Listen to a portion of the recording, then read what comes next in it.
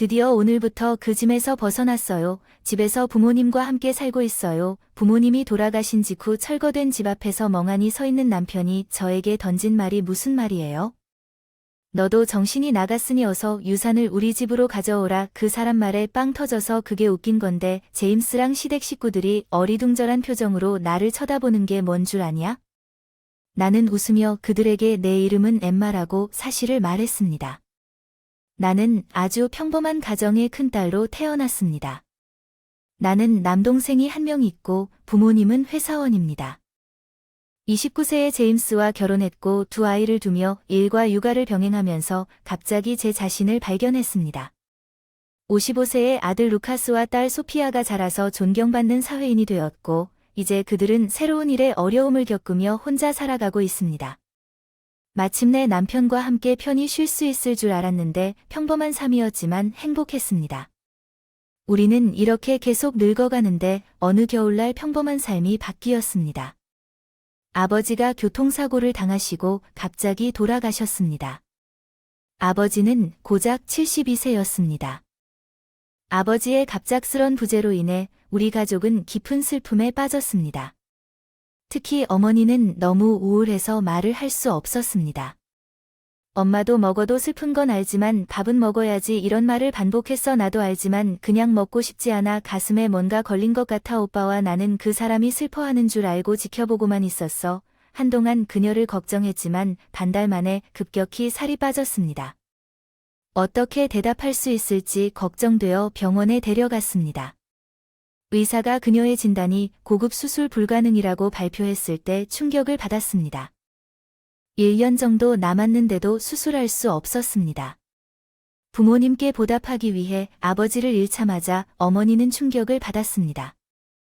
아버지가 돌아가셨을 때보다 더 마음이 아팠지만 멀리 사는 동생이 기댈 수 없어서 슬퍼할 틈이 없었습니다. 어머니를 돕기 위해 나는 즉시 제이에게 첫 번째는 그녀와 함께 살고 싶다고 말했습니다. 아픈 어머니를 감정적으로나 육체적으로 혼자 둘 수는 없었지만 제임스의 반응은 예상치 못한 것이었습니다. 방금 장례식을 마쳤고 여전히 참아야 합니다. 내 부모님 제임스가 한숨을 쉬며 짜증이 난다고 해서 그런 식으로 말하지 마. 그냥 병원에 데려가면 안 될까? 우리 왜 같이 살아야 돼? 안 괜찮다면 외로울 것 같아. 그냥 집에서 사는 게 좋을 것 같아. 부모님 집에 한동안. 그 말에 제임스는 분개해서 그 시간 동안 밥은 어쩌고 당연히 내가 만들러 올 거고 정리는 어쩌고 빨래 청소는 누가 하겠느냐고 순간적으로 말문이 막혔다. 내가 할 수 있는 것을 하려고 했지만 예전처럼 모든 것을 할 수 없었습니다. 어머니를 간호하고 싶은 것은 나의 이기심이었다는 것에 도전하는 것이 마음이 아팠고 그것을 불러내면 나는 대답할 말이 없을 것입니다.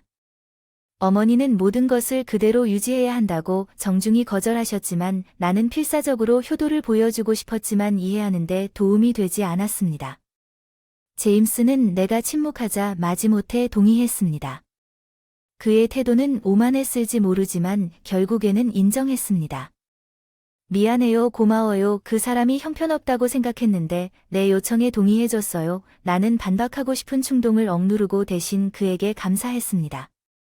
제임스와 나는 원래 회사에서 살던 집에서 어머니와 함께 살기 시작했습니다. 제임즈의 고용주에 의해 제임즈는 그의 아버지가 우리와 함께 살고 싶다는 의사를 표명했기 때문에 외동딸이었습니다. 우리는 결국 그의 부모와 함께 살 것으로 예상하여 집을 살 계획이 없었습니다. 회사 주택은 통근에 더 편리했고 한 달에 약 $300 정도 비용이 들었습니다. 그래서 큰 부담은 아니었지만 이제 우리 집으로 이사하니 그 비용은 없어졌고 집도 더 커졌습니다. 미안합니다. 엠마 감사합니다. 큰일입니다. 내가 여기에 올 수 있게 도와줘서 제임스에게도 감사해야 해. 어머니는 우리에게 반복해서 감사하다고 말해서 처음 동거에 관해 이야기할 때 제임스의 가혹한 말을 조용히 했기 때문에 어머니도 잠자리에 들고 하루 만에 그에게 감사했다고. 제임스가 돌아왔다. 집에서 저녁 식사를 하면서 나는 엄마의 치료에 대해 이야기하기 시작했다. 제임스가 나를 노려보았다. 나는 그것에 대해 아무것도 모른다고. 나는 그가 듣기조차 거부했다는 것을 기억하는데 도움이 되지 않을 것이라고 말했다. 나는 누군가에게 내 걱정을 털어놓을 수 있기를 원했다. 나는 단지 제임스가 들어주기를 바랐다. 한 달이 지나도 제임스의 태도는 변하지 않고 동거에 대해 투덜대고 마치 고귀한 일을 한 것처럼 행동했고 시간이 지날수록 행동은 더욱 심해졌지만 어머니를 걱정하는 것과 배려하는 것 사이에서 나는 그에게 아무런 말도 할 수 없었다. 제임스 예후가 1년이 가까워지면서 스트레스가 쌓였습니다. 어머니의 상태가 급격히 악화되어 입원하게 되었고 3일 후 어머니는 정신적으로 준비가 되어 있었음에도 세상을 떠났습니다.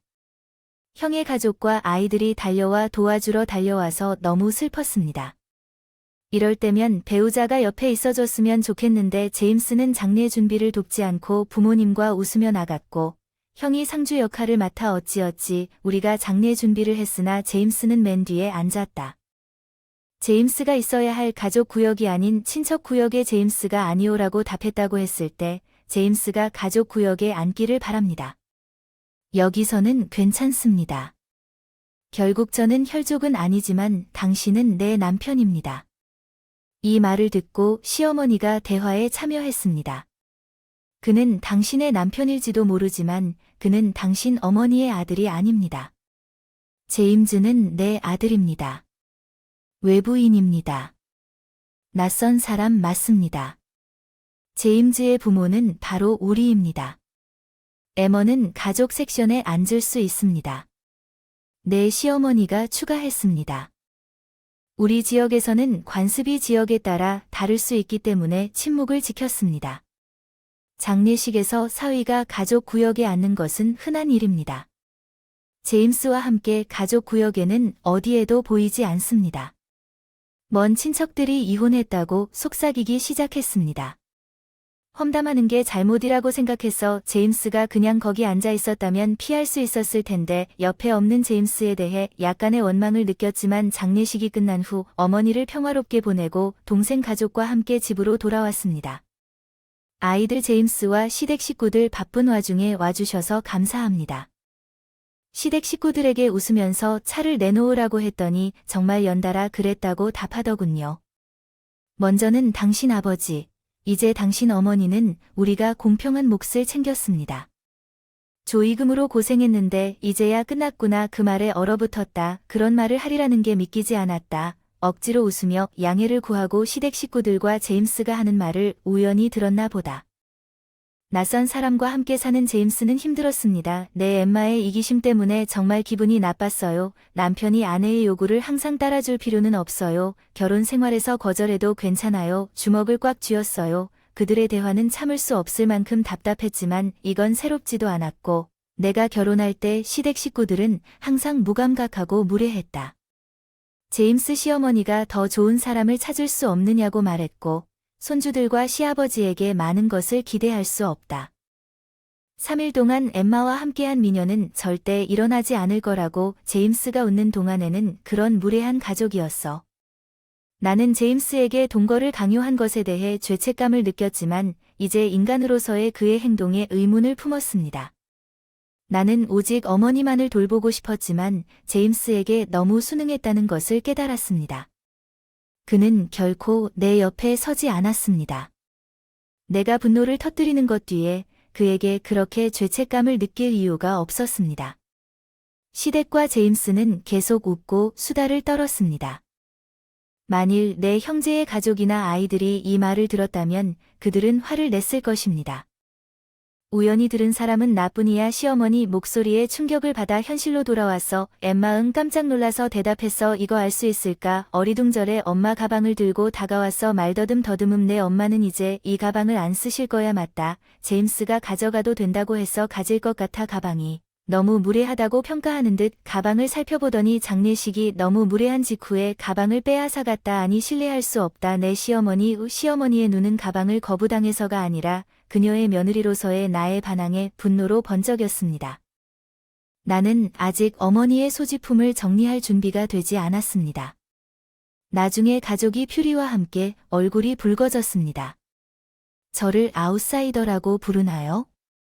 앞서 말씀하셨던 것처럼 제임스도 장례식에서 어머니에게 아웃사이더였는데 제임스가 아웃사이더인데 어떻게 가족이라고 주장할 수 있습니까? 이 말을 듣고 반박했습니다. 제임스와 시아버지 둘 다 얼굴이 빨갛게 변했고 무슨 말을 하는 겁니까? 며느리가 그런 말을 한 것이 얼마나 무례한 일인지 어머니께 사과하세요. 장례식에 참석하는데 어려움을 겪은 후 다른 방에서 소동을 벌이던 사람들이 모두 모여들었고 화장 낯선 사람 취급을 받을 줄은 몰랐어. 집에 가자 시어머니가 나한테 소리를 지르며 왠지 집을 나갔다. 제임스도 화가 나서 부모님과 함께 집에 갔다. 무슨 일이 있었나요? 법률 낯선 사람이 자신의 편만 듣고 모두가 나에게 질문하는 것은 맥락에서 벗어나 끔찍하게 들렸지만 나는 그들에게 모든 것을 설명했습니다. 아무도 나를 비난하지 않았습니다. 조부모님은 다른 사람들을 더 배려해야 합니다. 아빠도 가족이 항상 그랬듯이 내 아이들도 마찬가지라고 생각합니다. 내 곁에 있었지만 나는 그 세 사람을 용서할 수 없었다. 제임스는 한동안 돌아오지 않았고 나는 그에게 연락하지 않았다. 내가 사과하는 것이 옳지 않다고 느꼈고 그가 사과했다면 용서할 수 없었지만 그럴 수 없다는 것을 알았다. 제임스가 집에 돌아오면 반가워서 그 얼굴의 분노가 다시 불타올랐지만 억누르고 인사했더니 힘들다고 하더군요. 그래도 그룹 후에 걱정스러운 말에 아이들을 데리고 여행을 떠나게 됐어요. 상황이 바뀌면 좋을 것 같아 그가 나에게 여행 상품권을 건넸다. 나는 말문이 막혀 눈물이 흐르기 시작했다. 어쩌면 아이들이 그를 부추겼을지도 모르지만 제임스가 따라가서 기뻤다. 나는 즉시 아이들에게 연락하여 여행 계획을 세웠다. 정말 아빠가 그랬는데 예상치 못한 일이었는데 제임스가 준 선물인 것 같다는 제 제안에 놀란 것 같았어요. 어쩌면 아빠는 제가 말한 모든 것에 대해 기분 나쁘셨을 것 같아요. 고맙게 웃으며 제임스에게서 여행 상품권을 받았어요. 그럼 갈게요. 알겠습니다. 진정하세요. 왜요? 너도 애들 집에 있지 마. 정말 난 그렇게 오래 떨어져 있을 수는 없어. 그냥 가. 난 부모님 집에서 쉴 테니 걱정하지 마. 제임스가 나를 보냈으니 소피아는 나를 만나서 기뻤어. 그래서 여행 전에 소피아 집과 루카스 집에 어머니를 돌보느라 방문하지 못해서 두 곳 모두 방문했습니다. 밥도 짓고 냉동고도 채워두었고 엄마는 전혀 쉬지 않고 계시는데 감사합니다. 정말 도움이 많이 됐어요. 둘 다 집에서 밥을 해줘서 기뻐했어요. 모두 제임스의 제안 덕분이었고 기다리고 기다리던 온천 여행이 왔어요. 아이들을 돌보며 지친 마음과 부모님을 잃은 슬픔이 사르르 녹아가는 스파에서 아이들과 함께 휴식을 취했습니다. 거의 일주일 동안 떨어져 있다가 아이들이 밝은 미소를 지으며 집으로 돌아왔습니다.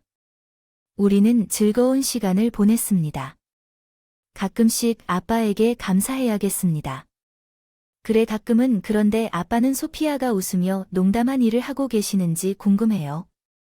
아빠 나름대로 생각했다고는 말할 수 없지만 집에 돌아가면서 웃었다. 제임스와 추억을 공유하고 부부로서 함께 행복한 삶을 기대했지만 집에 도착했을 때 말문이 막혔습니다. 무슨 일이 일어나고 있는 집입니까? 혼란스러워서 장소를 알아보았지만 집을 찾지 못하고 갑자기 제임스가 나타났고 뒤를 이어 시댁 식구들이 모두 잘난 척 웃는다. 제임스 이게 무슨 뜻인지 제임스 부모님이 이제야 없어졌다고 하신 것처럼 역겨운 미소를 지으며 물었다.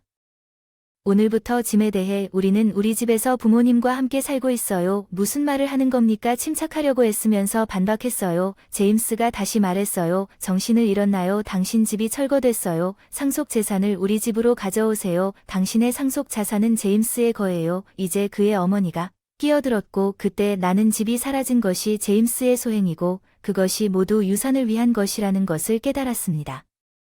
우리의 미래를 고대하고 있던 내가 얼마나 배신당한지 나는 슬픔과 분노에 휩싸였지만 그들이 집을 철거했어도 난 그들 마음대로 놔두지 않을 거야. 나는 주체할 수 없이 웃으면서 세 명의 웃는 얼굴을 보고 터져나왔다. 시어머니와 제임스는 뭐가 그렇게 우스운지 의아해하는 표정을 지었다. 이상한 여자가 화를 냈다. 시어머니는 보였다. 내가 뭔가 으스스한 것처럼 나에게 입을 열었지? 내가 제임스에게 뭐라고 대답했는지 너희들은 모르지. 나는 한 푼도 물려받지 않았으니 상속도 없으니까 이 말을 하고 또 웃기 시작했어. 그 사람들은 오해했나 봐.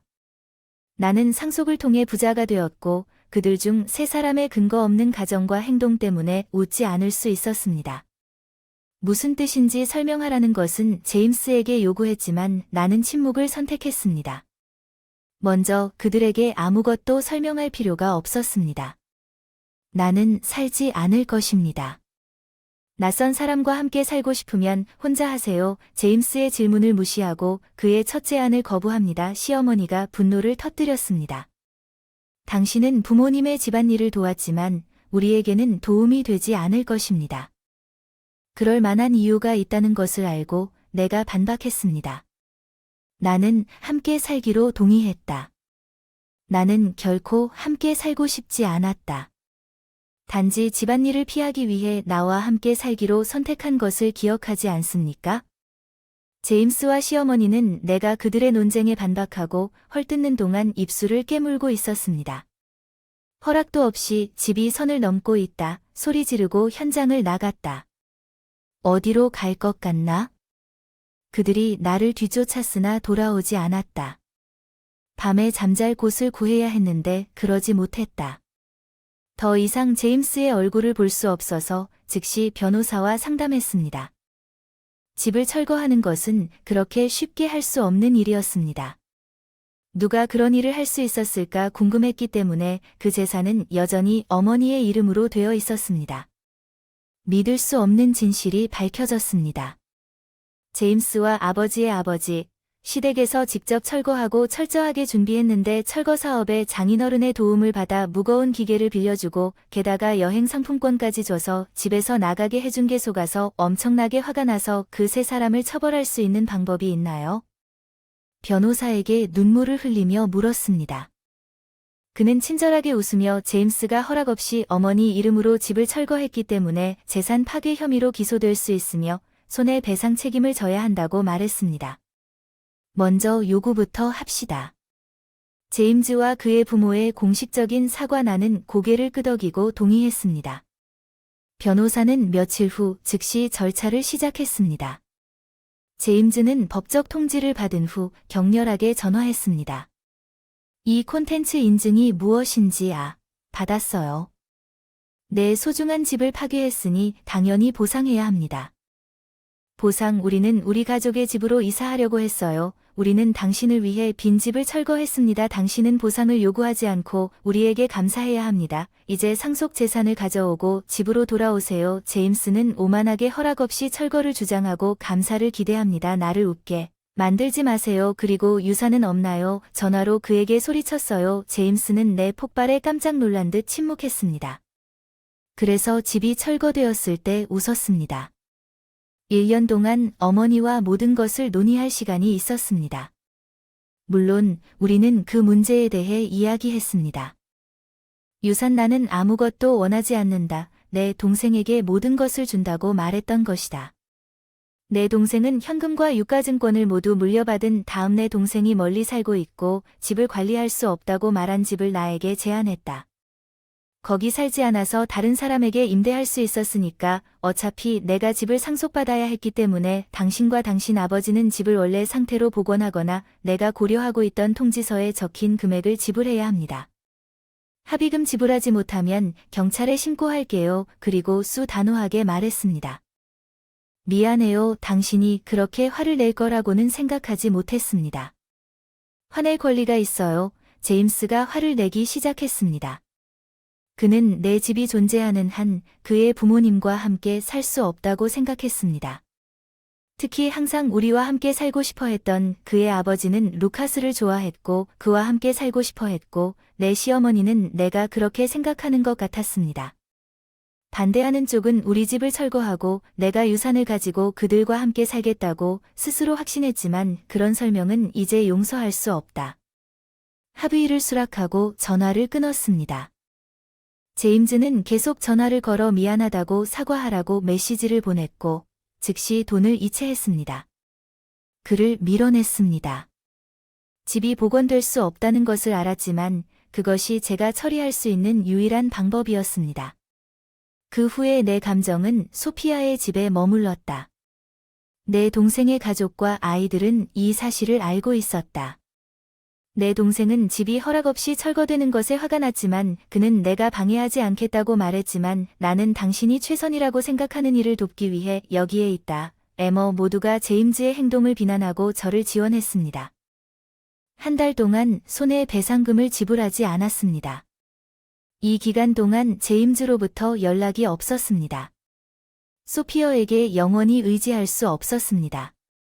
제 삶을 재건하려면 돈이 필요했지만 제 바람과는 달리 믿을 수 없는 일이 일어났습니다. 내 관심을 끈 건 소피아였어. 이 앞치마는 할머니의 앞치마 같네. 할머니가 나에게 휴대폰 화면을 보여줘서 벼룩시장 앱에 올라온 목록이었어. 그녀가 지적한 앞치마는 내가 어머니를 위해 만든 특별한 물건이었어. 이게 뭐야? 할머니의 앞치마 내가 만들었으니 정말. 소피어는 충격에 빠져 다른 목록을 확인했습니다. 판매자는 거래나 평가가 없는 새 상품이었습니다. 목록에 거의 30개의 항목이 있었고 공포스럽게도 그것들은 모두 어머니의 소지품이었습니다. 나는 그것이 제임즈가 아무에게도 하지 않는다는 것을 즉시 깨달았습니다. 그런데 집을 부수는 제임스가 엄마 물건을 가져갈 수도 있었어. 바로 전화했어. 앱이 뭐야? 제임스가 짜증나서 화났어. 모른 척하는 줄 알았어. 멍청하게 굴지마. 너 허락 없이 엄마 MOS 파는 거야. 지금 목록을 취소하지 않았나요? 제임즈가 당황해서 대답했습니다. 아니, 저 말고 그런 짓을 한 사람이 또 있었군요. 모든 것을 되찾으러 올 예정입니다. 전화를 끊고 즉시 소피어와 함께 시댁으로 향했습니다. 우리가 도착하자마자 엄마의 MOS는 어디 있습니까? 나는 제임스와 마주쳤습니다. 나는 그것에 대해 아무것도 모릅니다. 그는 아버지에게 말을 더듬었습니다. 소피아는 나를 지지해달라고 요구했습니다. 제임스는 우리가 거기에 있다는 것을 깨닫고 두 사람이 나왔을 때 제임스는 분명히 당황했습니다.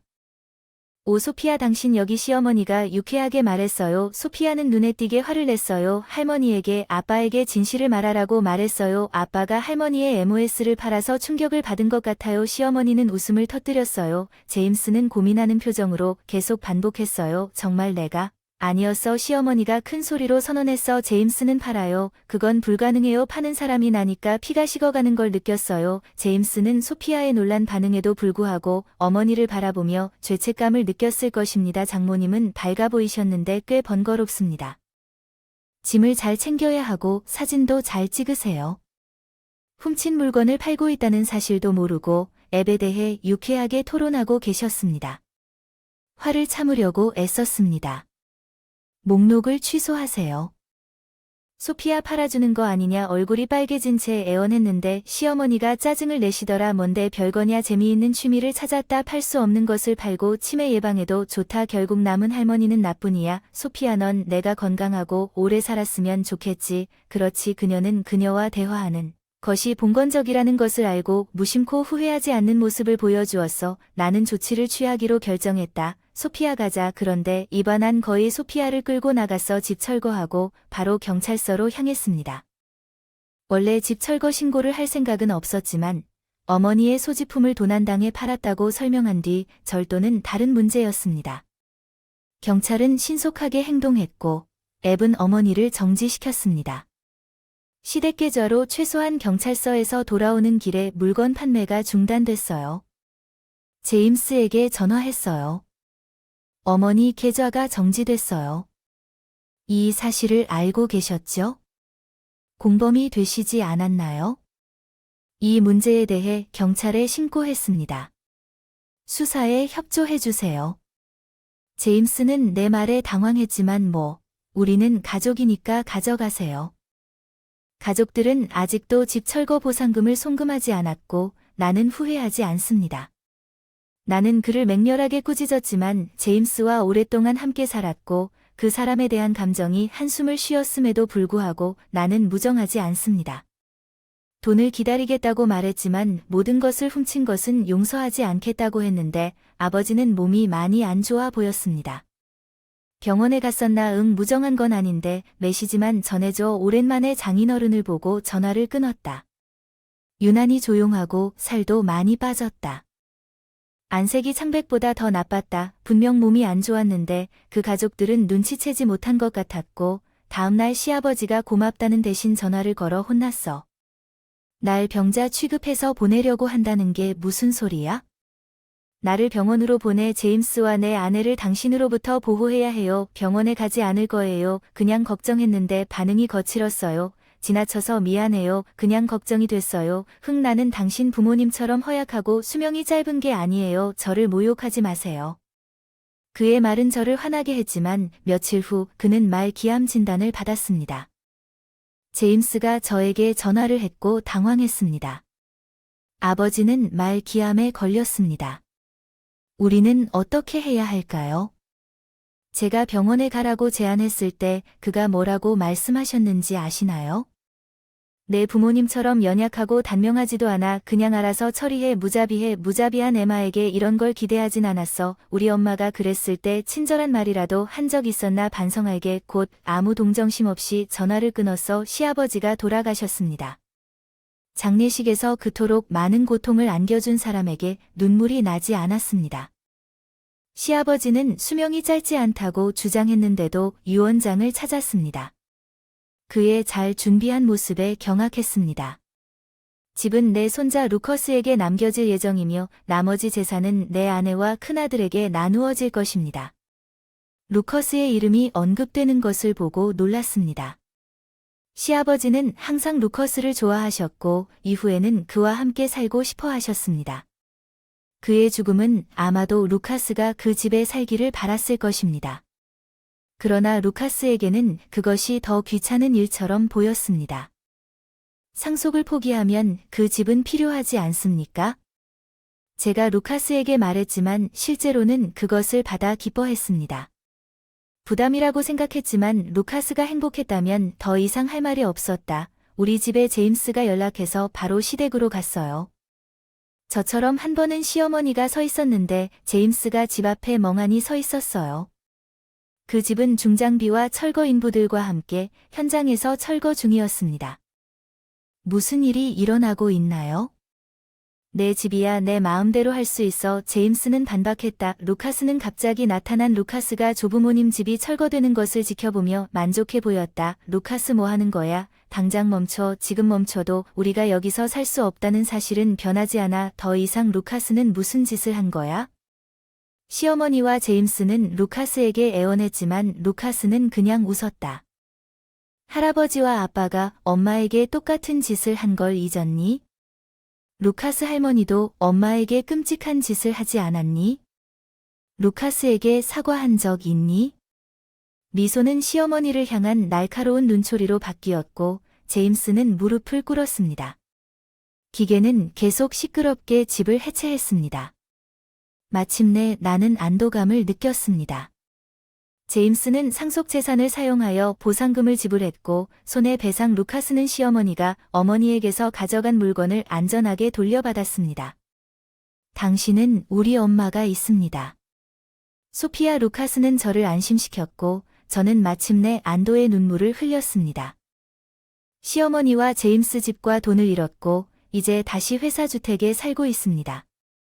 어머니와 아들이 회사 주택으로 돌아온 것은 소문이 근원이었습니다. 나는 나에게 연락한 제임스의 동료의 아내에게 진실을 전했습니다. 그들은 이제 운명을 맞이해야 할 것입니다. 제임스가 은퇴한 후 새 집을 마련하기 위해 가끔 그들의 이야기를 친구들과 대화의 주제로 나누겠습니다. 소피아와 계속 함께 지냈지만 루커스는 결혼하여 집을 지을 계획을 세우고 있었습니다. 철거된 친척 집의 땅을 매각하여 가져왔습니다. 새 가족